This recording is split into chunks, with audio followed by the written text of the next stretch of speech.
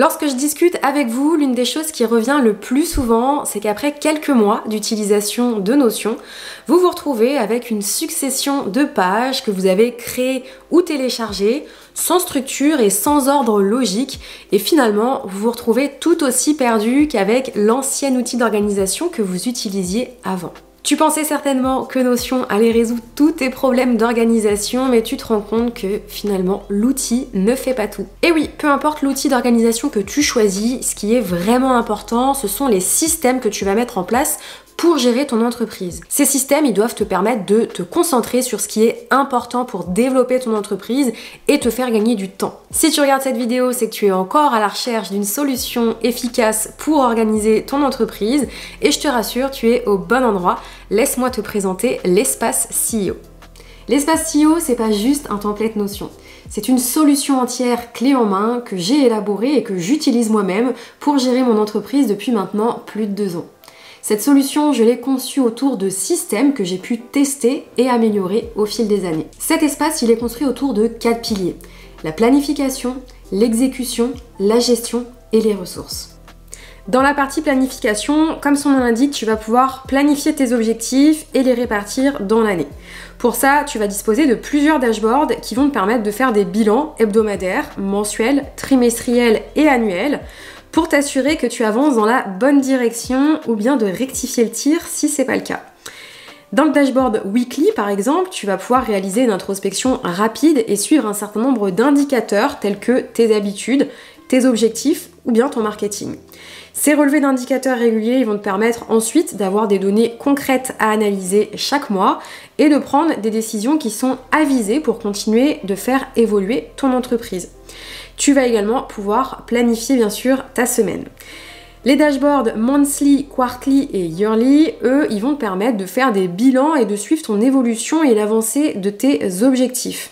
Ce premier pilier, il est d'une importance capitale puisque le manque de vision et de planification, c'est la cause numéro 1 d'échec ou de démotivation chez les entrepreneurs. En début d'année, tout le monde est motivé, tout le monde se fixe des objectifs ambitieux et puis le temps passe, on se laisse distraire par le quotidien et on oublie ces fameux objectifs que l'on s'était fixés en début d'année. Pourquoi? Tout simplement parce qu'on n'a pas élaboré de stratégie claire pour les atteindre et ou que l'on ne dispose pas de système pour suivre leur avancée. Dans la partie exécution, tu vas retrouver ton dashboard Focus Jour qui est conçu pour limiter toutes les distractions de tes journées. Dedans, tu vas pouvoir traquer tes habitudes, ton chiffre d'affaires et tes objectifs.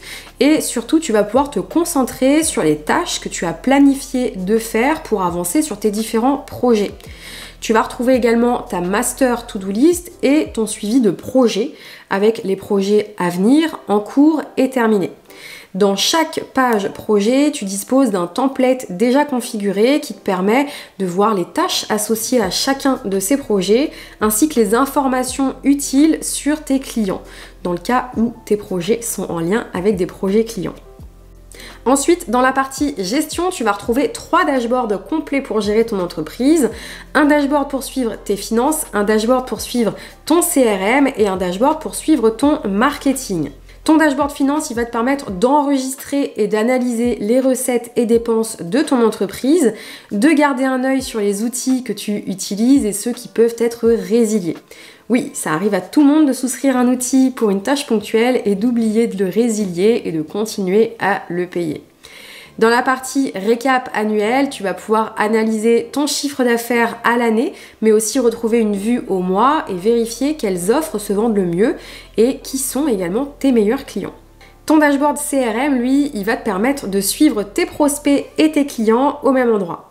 Il est doté de filtres qui vont te permettre d'être alerté, notamment lorsqu'il manque des informations importantes dans tes fiches clients et d'avoir des alertes quand c'est le moment de relancer un prospect. Dans chacune des fiches clients, tu vas pouvoir garder un historique des différents échanges, tu vas pouvoir suivre les projets en cours et retrouver des informations utiles sur tes clients.